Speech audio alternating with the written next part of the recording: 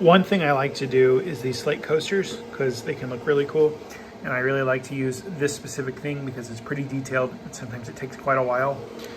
And yeah, I'm just gonna go ahead and get that started. And here we go. I expect this to take a minute, so we'll just go ahead and jump to that. I know it's not the easiest thing to see here, but it did all right on my first attempt. I wanted to go deeper. I'm gonna run the same setting again, and then I'll try different settings on another piece, but it sort of comes through. Now, one thing you can do to make it pop better is, let me step over this box, is if you spray the coasters first with like a clear matte, I think it's like an acrylic or something, but it's just Rust-Oleum. It's this clear matte, and it'll pop a lot better, but it's like 34 degrees and the garage is maybe 40. So, you know, it wasn't going to dry in any reasonable amount of time, so I didn't mess with that. But that's a really good pro tip for those slate coasters and stuff. You just give it a nice even coating of that, let it dry, and then when you laser it, it looks a lot better. You just get much more vibrant like lines and stuff. Obviously the coaster is going to be a little bit slicker, but you know, these are mostly for decoration and stuff anyway, just like conversation pieces. So let me run this again at the exact same settings and see if we can get it a little bit better, and then we'll try some different settings to see if we can get like a nice, really deep, good looking attempt. It might be a little bit too busy of an image for something really deep, but hey, we'll experiment and we'll find out. That definitely looks like it came out better. Let's move over here into the light. See if we can get it to focus. Yeah, you can see some depth in there. I don't know how well that's coming across on the camera, but that is very nice. I quite like that. Let's go back in the shade over here.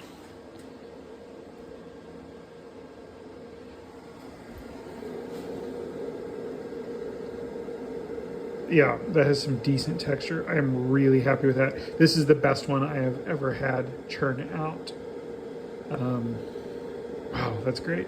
Let me try some different settings. I'm gonna do the same thing again, and we'll kind of take them into better lighting and compare the two.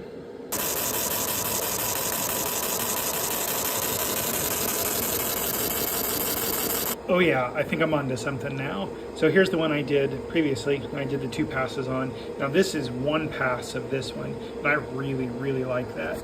Let's pick this up here for a second.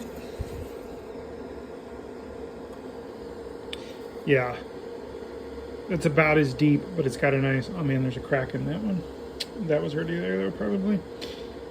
It's about as deep as the other one, but it's got that nice like grayish, whitish, so it actually pops. Now, had I sprayed that with the Rust-Oleum matte acrylic, or matte clear, it would have looked exactly the same or close enough. But yeah, you could just do that on its own. And notice there is a ton of rock dust that comes up off of this from the slate. So you definitely want to do this in a well-ventilated area. I've got the garage door open. I really should have a fan blowing air that way. You could also just wear a little bit of PPE. Definitely not the kind of dust and stuff you want to breathe in, so keep that in mind. I want to do this inside or something. I know a lot of people do this inside, but just for my own sanity, I like to do it in the garage and, you know, have adequate airflow. And normally I'll have a cross breeze growing with that door too, but not today because I've been going inside and leaving this somewhat unattended. I am watching it with the camera though, so if anything happens, it's right there on my monitor and I can just rush right out here. Take me 3 seconds to get here. But yeah, I'm really happy with that setting. I won't even tweak that any. I will, if I remember, I will include links to where I got the file settings for this.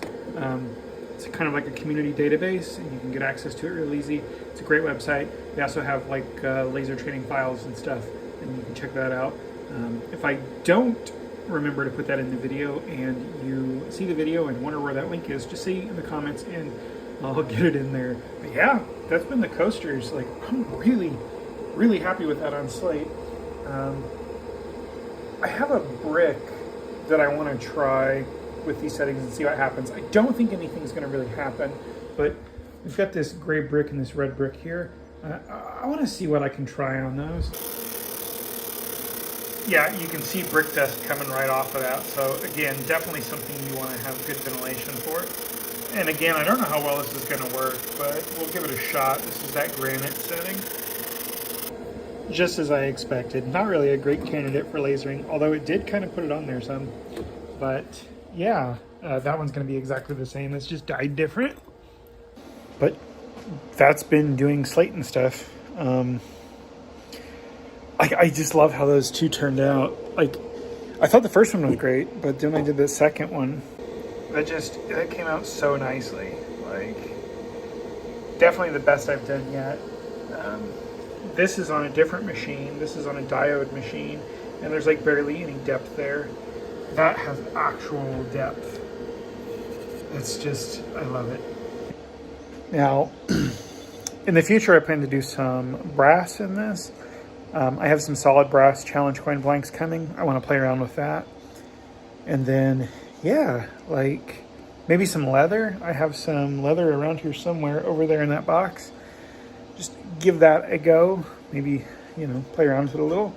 And yeah, I like this thing, this 100-watt laser. It's that Monport GA. You know, it's got the autofocus and everything. I'll have links to it in the description and sticky comment, but it's just such a nice machine. I've had 220 watts and they just pale in comparison to this. This 100-watt is freaking amazing. I love it. I love it so much. I'll see you guys in the next video.